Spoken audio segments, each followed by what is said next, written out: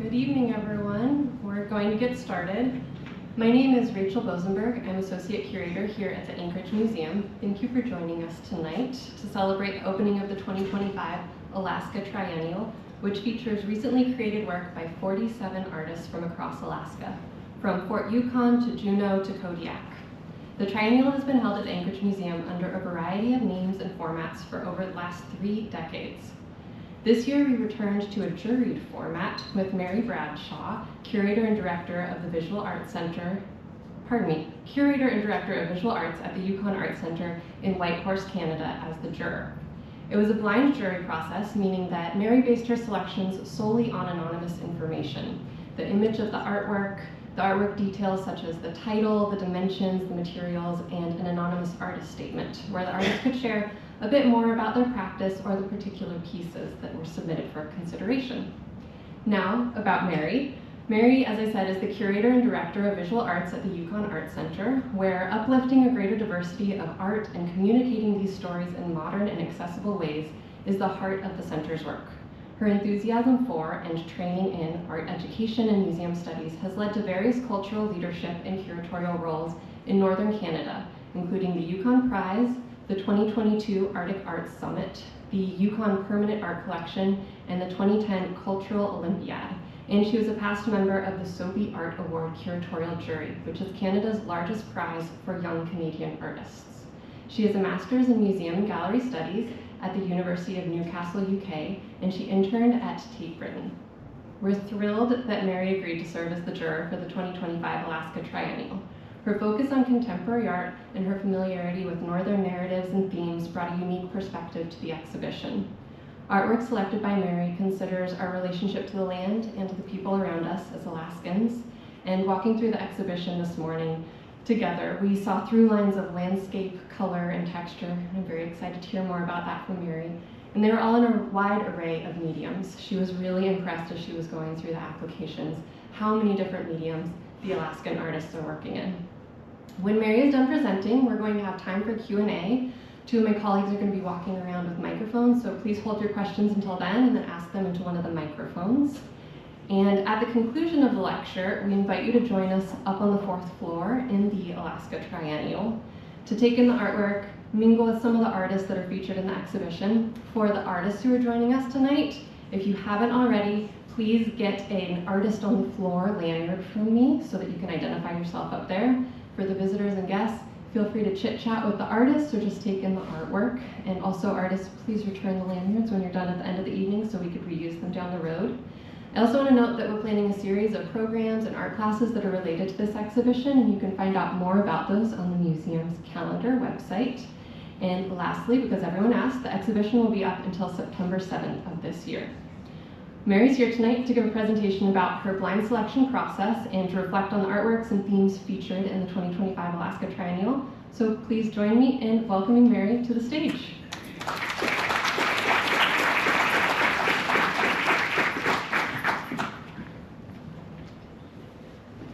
Awesome, thank you so much, Rachel, and it's so wonderful to see you all tonight.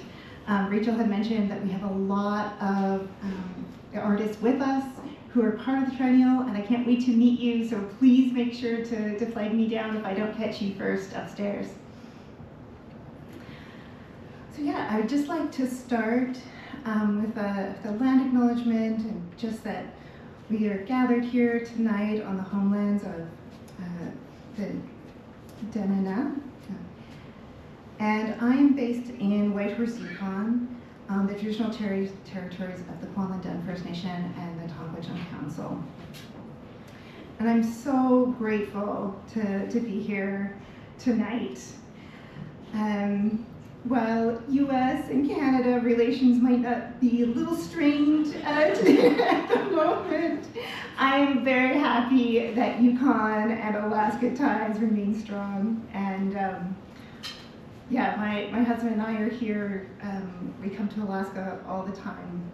We often joke that Alaska is Yukon's big, glamorous sister. In fact, she's the supermodel. So Yukon's pretty, but I mean, it's not Alaska.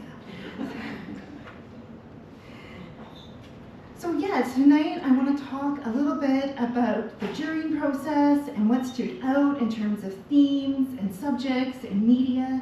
So behind me is just going to loop through all of the 47 works that are in the exhibit.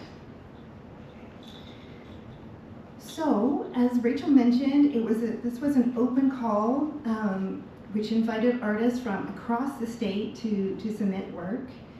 There were 222 applicants, and I gotta say, I really feel this reflects the dynamic and engaged artistic community that you have here in the state.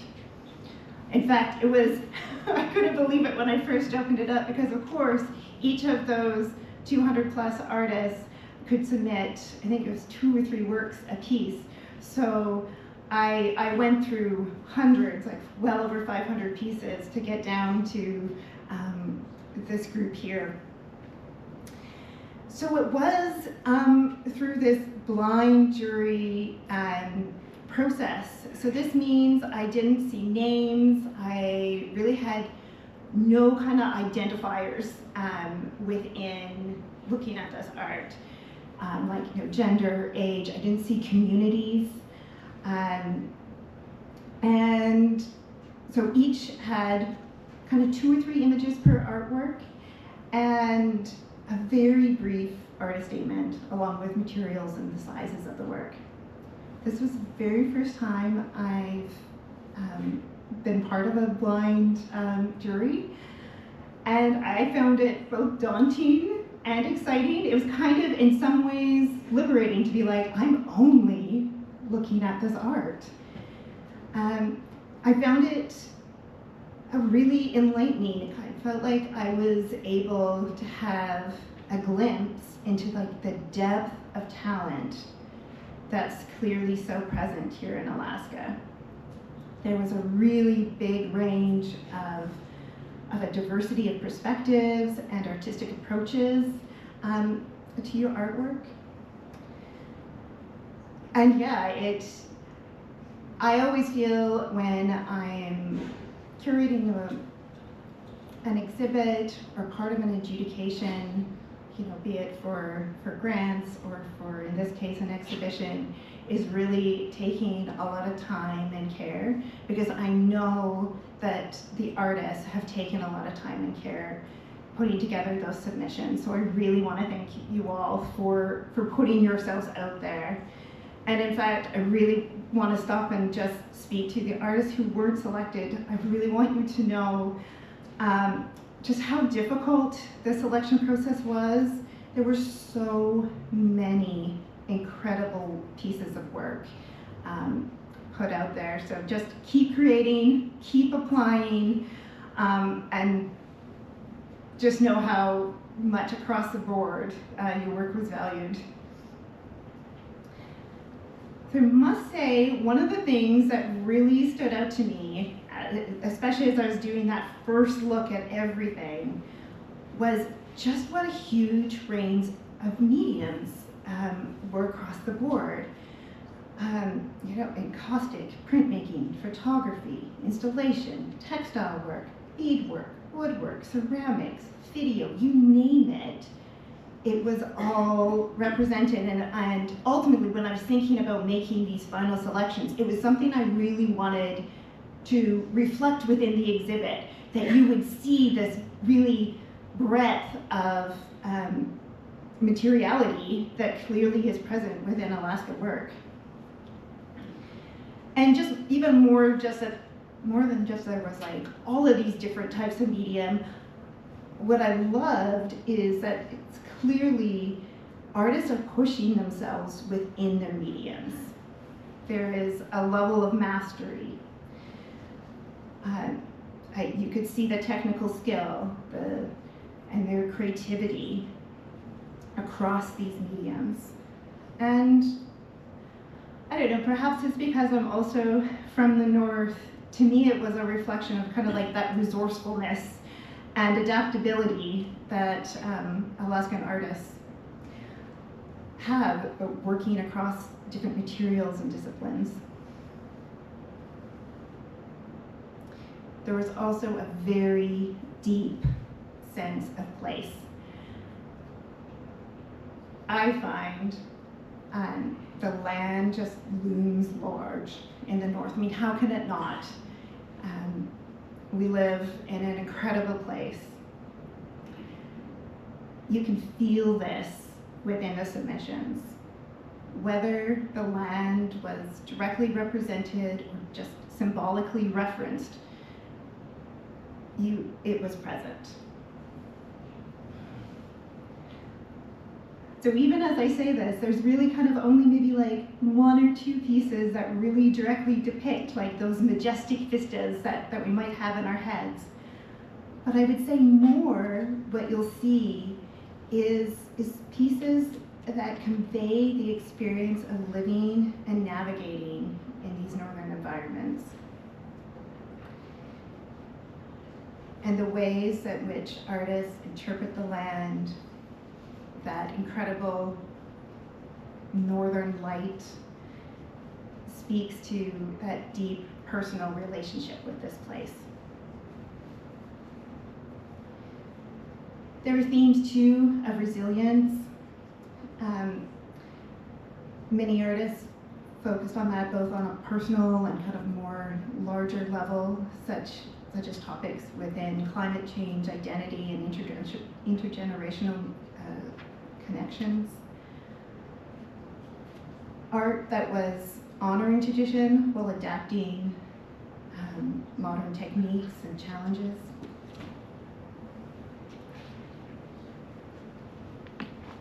There's many, I'm just gonna get us. oh, thank you. Yeah, good chance for everyone to come Come in. in, Take a seat. come in and have a seat. There's so many seats.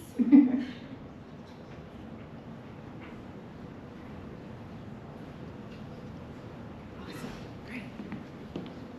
Thank you.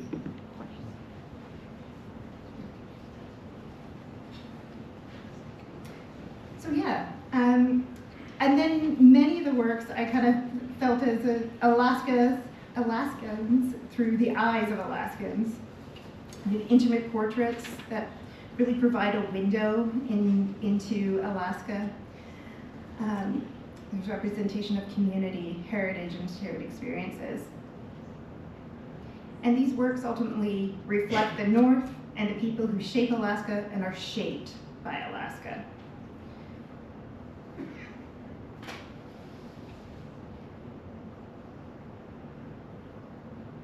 So ultimately, within the full exhibit, which as you can see as things are floating through, is a real survey show, quite eclectic, lots of things to look at.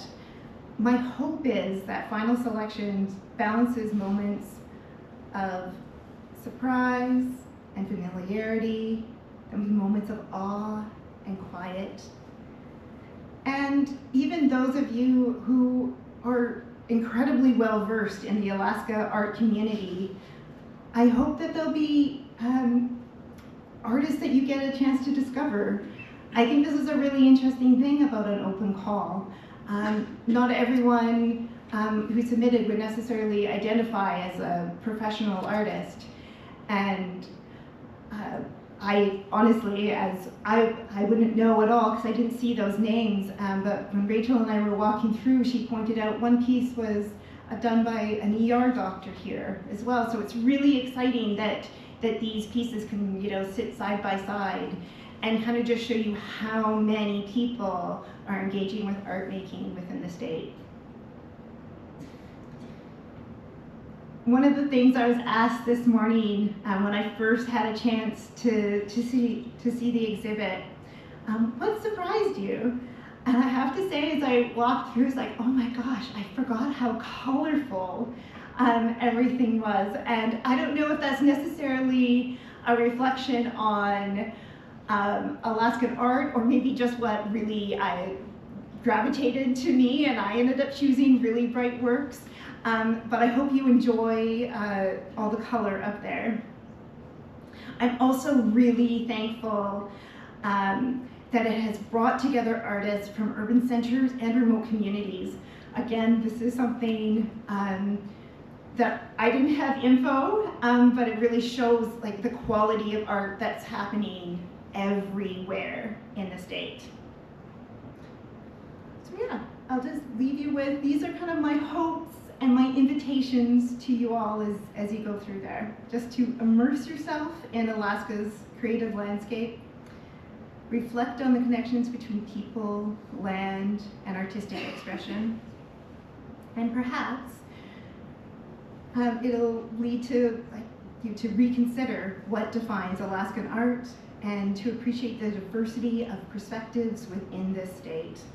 There's clearly so much art making happening within Alaska, and you should be very proud of it. So I really just want to offer my thanks to all of the artists who applied. Again, I know it takes time and courage to put your artwork out in the world. Special thanks to the Anchorage Museum for hosting and organizing this exhibition over the decades.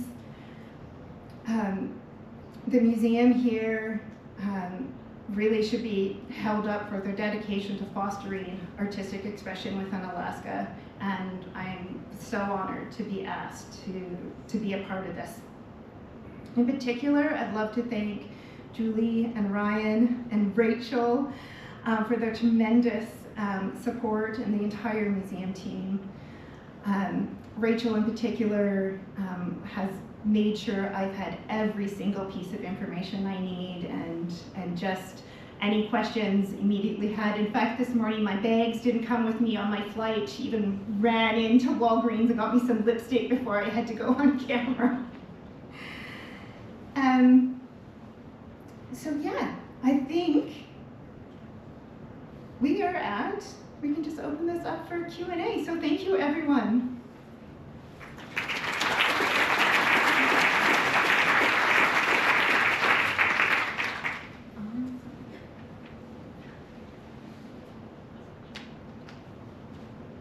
I have a question to get us started. Yeah. How is what you selected for the artwork? Thanks. How does what you selected for the exhibition resonate with projects that you've been working on recently? I feel like knowing what interests you professionally as a curator, as well as director of the Yukon Arts Center, might help all of us as visitors to the exhibition understand why you made some of the selections that you did. Oh, that's a great question. I gotta say, it's something I actually meant to speak within this as I was going through the selections, like all the submissions, of how many really resonated and felt like home. So, you know, I'm not from Alaska, but as a neighbor and a fellow Northerner, I really want to say like how much hit me that way. But yeah, in terms of kind of more recent projects and so on, we currently have a contemporary regalia exhibit traveling through Europe. It's just was in London and now is going to Zurich. So I have to admit, beadwork and textiles is something that I very much resonate with and I'm drawn to. And there were some really interesting contemporary pieces I felt within this. Just a couple slides ago was that it's the smallest piece in the exhibit, a small strawberry patch, a strawberry that's molding. So it's both beadwork and embroidery. I hope that kind of answers that for you, Rachel. Awesome. Oh yes, go ahead. I think Rachel's got a microphone for you. Is this thing on? Did you find much, let's call it conceptual art, or art about ideas or politics? I saw one thing there, or was it mostly figurative, scenic stuff? And yeah, and is that the kind of art you have at home?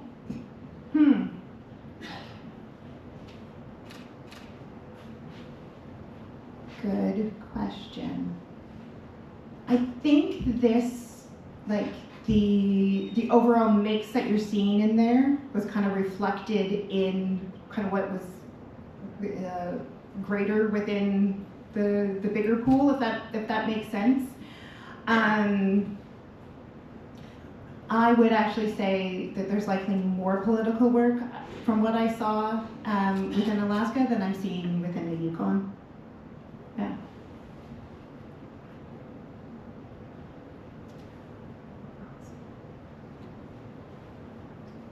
Yeah. Oh, here we Was go. today the first time you actually got to see these pieces in the flesh? Yes, it is. Did Was there some everyone? that surprised you? Totally. Did everyone hear that question? Okay, great. So yes, this morning was the very first time I actually got to see the work like in the flesh all together. I just had a real variety of quality of images to look at digitally before. So yes, and it was, I walked in and I fully had goosebumps. It's so, I mean, as I think all of you know, I'm sure I'm preaching to the choir here, there's something about actually being in front of the work itself, which really resonates. And there was totally surprises. There was pieces I'm like, wow, this is smaller than I thought it was gonna be, or this one's much bigger. I mean, I had the dimensions, but there's something about seeing it in person. And as I said as well, I don't think I remembered how many like really colorful pieces I had selected until I was in the room with them. Yeah.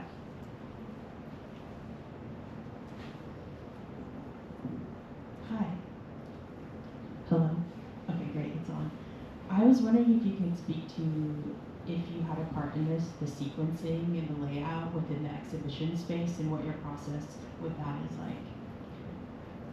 So that was actually really cool. I am very used to being on site when an exhibit is being mounted in a space, and often, frankly, making changes then. But this was all done ahead of time. Again, this is where I really thank the Anchorage Museum. They basically built me, I think it was within PowerPoint itself, a map, and then they sized every one of the pieces to the right size within basically the floor plan. And I got to just shuffle and kind of make it work. We had to make a couple changes as it went. It's like the wall wasn't quite as big as I thought in a couple spots, but yeah, for the most part, it was all just planned digitally. So again, it was fun to kind of walk in and be like, oh right, okay, this does work. You can see this piece while you're relating to the other. So, yeah. Oh, great. Hello, thank you, Mary, for your discussion. I was just, you talked a little bit about being surprised at the color, and seeing the color, all in person, and then, being reminded that that's what you're drawn to. And I think in Alaska, in the north, artists are sort of drawn seasonally to making things in those ways. I wonder, like, in your curatorial practice, do you find in the winter months, are you drawn to more colorful things? And is it similar, like in Whitehorse? Do you see like a lot of people making work like this time?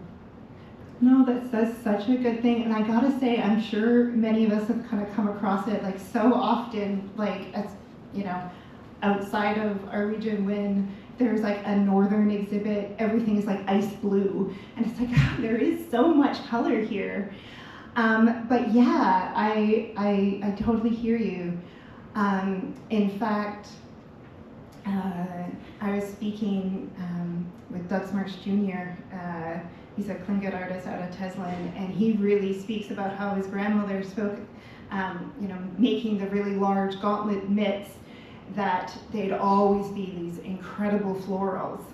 And not only the fur and the hide of those mittens kept you warm, but the flowers kept you warm too. You would look at them and remember summer when you're out there on the land. So yeah, I think you're right, that we are drawn to that as well, and it's clearly within, as I say, I'm I can't remember if it's a reflection on me in terms of choosing how colorful the work is, or really is perhaps Alaskans are making such colorful work, period.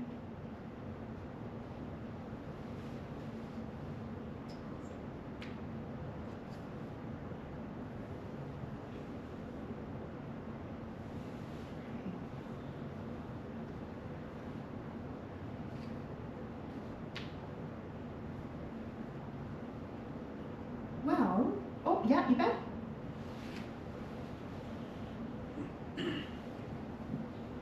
Yes, hello. It feels like there's like a really strong sense of place in this collection. Was that an intentional choice, or was it sort of a subconscious decision?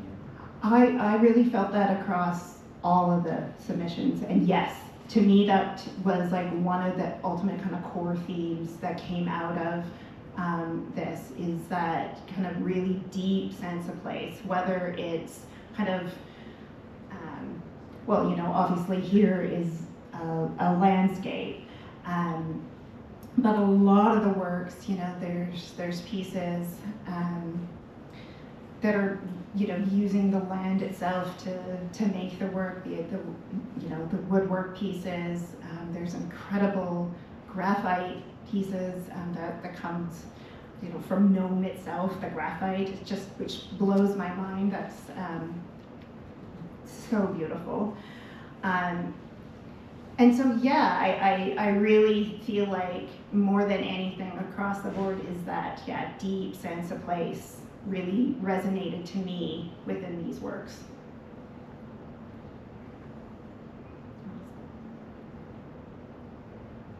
Oh, great. I have a question.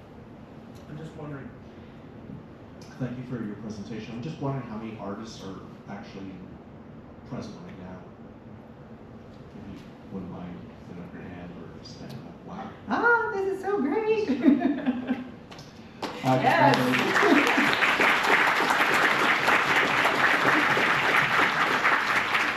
So my question is, with your experience in the Yukon and in Alaska, and I know you've traveled to other Arctic regions, do you see a common thread, or let me say, what are those common threads that you have seen in the polar region? If you were looking down from the North Pole and looking at our neighbors along the 60th and 60th parallel, do you see what are the commonalities that you've seen? Well, I think as well, like coming back to the land, and you know, that sense of northern light, I think definitely permeates from, you know, again, I've had the privilege to travel within Scandinavia. I'm by no means an expert. But for example, I remember being in Norway and seeing this incredible Sami embroidery, and it was about salmon not coming home on the rivers. And I think we all know that story so well. And when I was talking to the artist about it, she's like, oh my gosh, it's easier to talk to you about this than it is to someone in Oslo, you know, just however many kilometers away, that we have this shared experience of what it means to live in these places. Awesome. Well, I think with that, I'd really love to encourage everyone to go up and see the exhibition. I'm thrilled to have you here, and I can't wait to meet the artists up on the floor. So thank you, everyone.